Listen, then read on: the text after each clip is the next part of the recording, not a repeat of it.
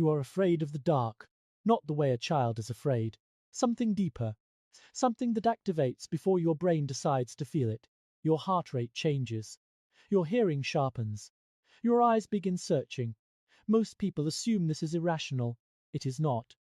It is one of the oldest survival responses your body still carries. And it was shaped by tens of thousands of nights that were genuinely, lethally dangerous. For most of human history, darkness was not an inconvenience. It was a threat. A real, immediate, physical threat that killed people. So what did ancient humans actually do? When the sun went down, the answer is far stranger than most people imagine. And understanding it might completely change how you think about your own relationship with night. The first thing to understand is what night actually meant before electricity existed. Not dimly lit, not a little dark, total blackness.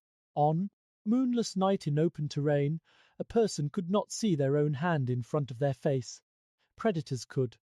Lions, leopards, and hyenas are all more active at night. Their eyes are specifically designed to function in low-light conditions that completely blind a human. This was not a level playing field. For hundreds of thousands of years, ancient humans who moved around freely after dark were simply more likely to get eaten. The darkness was not empty. It was full of things that could smell you, hear you, and see you before you ever detected them. So ancient humans did not embrace the night. They retreated from it. At dusk, groups gathered. Fire was maintained. Perimeter was established. The social geometry of a sleeping group was deliberately arranged to protect its most vulnerable members. Infants and young children in the center. Larger adults on the outer edges. Fire on the boundary. Fire changed everything. Not just as warmth or as a cooking tool, but as a boundary between the human world and what lived in the dark beyond it. Predators fear fire. Not all of them, always. But the light, the smell, and the unpredictable movement of flames created a perimeter that most large predators instinctively avoided.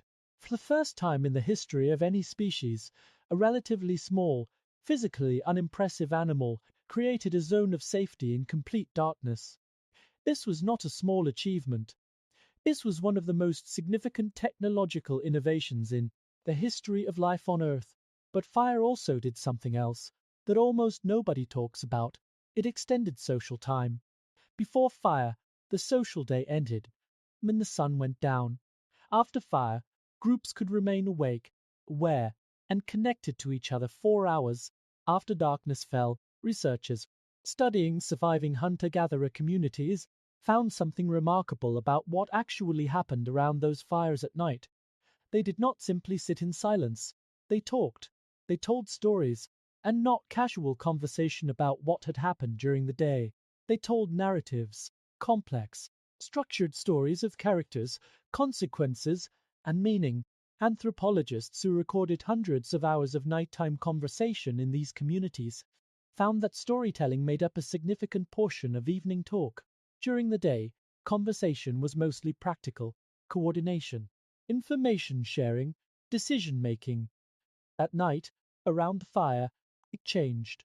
The darkness and the firelight created a different kind of space. A space where imagination became the primary tool, where threats that could not be seen were given shape through language, where the experiences of one person became the knowledge of everyone listening. And this matters more than most people realize, because storytelling is not just entertainment. It is one of the most powerful information transfer mechanisms that exists. A story told around a fire could teach an entire group how to respond to a situation none of them had personally encountered. It could pass survival knowledge from one generation to the next, without the next generation needing to personally revive the experience. It could create shared understanding of social rules, consequences, and group identity faster than any other available method. Some researchers believe that the firelit evenings of ancient humans were one of the primary environments in which human language itself became more complex. That the pressure to communicate in darkness, to share information about threats that could not be seen, to describe experiences across time, drove the development of narrative structure in human speech. In other words, the novel, the film, and the podcast may all trace their origins back to a group of people sitting around a fire in the dark, trying to make sense of a world full of invisible danger. But ancient nights were not only about storytelling, they were also about watching. Ancient human groups maintained something researchers call sentinel behavior. Not everyone slept at the same time. Individuals remained awake and alert while others slept, not on a formal rotation, not assigned by a leader, but, naturally, because individuals within a group have different sleep rhythms. Some people fall asleep easily and wake early. Others stay awake late and sleep longer. This natural variation in sleep timing, which modern people often treat as a personal flaw, may actually be an ancient group survival mechanism. A group where everyone fell asleep simultaneously was a group that could be approached undetected. A group where at least some individuals were always at different stages of sleep or wakefulness was a group with continuous, rotating awareness. Researchers studied a traditional Tanzanian community, the Hadza, and measured their sleep patterns. With precise tracking, they found that over a period of 220 nights, there were only 18 minutes total when every individual in the group was simultaneously in deep sleep. 18 minutes out of 220 nights. The rest of the time, at least, one person was awake, or in light sleep, or moving. This was not accidental. It was the result of a population that had been shaped by tens of thousands of years of selection pressure toward never being completely, simultaneously, unaware. And here is where it connects directly to modern life. Many people today experience what they consider irregular sleep. They fall asleep late, awake in the middle of the night, or feel most alert in the late evening hours when they are supposed to be winding down. This is often treated as a disorder, something to be corrected, but for most of human history, sleeping in a single long unbroken block was not necessarily the norm.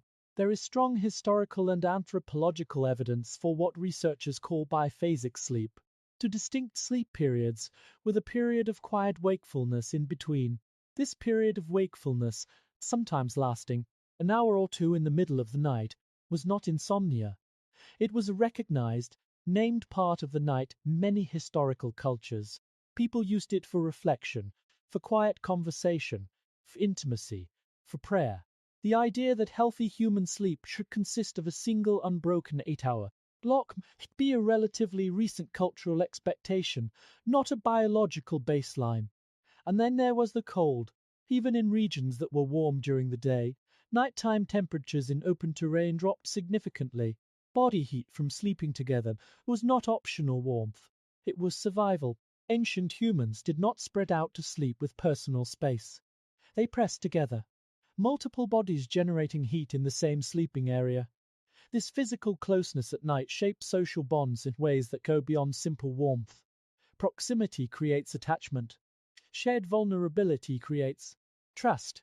The sleeping arrangements of ancient humans, not just a practical response to cold. They were one of the primary mechanisms through which long-term social bonds were maintained and reinforced. This is why so many people today, even in warm environments, still feel uncomfortable sleeping entirely alone. It is not a sign of weakness. It is a signal from a body that spent hundreds of thousands of years understanding that isolation during sleep was dangerous. When the fire burned low before dawn, someone added fuel. This was not always a formal responsibility. It was simply what happened in a group where people were awake at different times and understood, without explicit instruction, that the fire was not optional. Letting the fire go out was not an inconvenience. It was a genuine threat. Nights in ancient human settlements were not silent, not still, not peaceful in the way modern people imagine. They were active in ways that were quiet but continuous. Movement at the edges, voices in low conversation, the sound of fire, children shifting in their sleep, and always the darkness beyond the light, full of things that could not be seen, but could always see. So, the next time you find yourself awake in the middle of the night, unable to fall back to sleep, listening to sounds in the dark that your brain will not stop interpreting as threats, remember that this is not a malfunction. It is your body doing exactly what it was designed to do, staying Alert, keeping watch, the way it has, every single night, for hundreds of thousands of years. Drop a comment and tell me what part of this surprised you the most. And make sure you are subscribed, because next time we are going somewhere even stranger.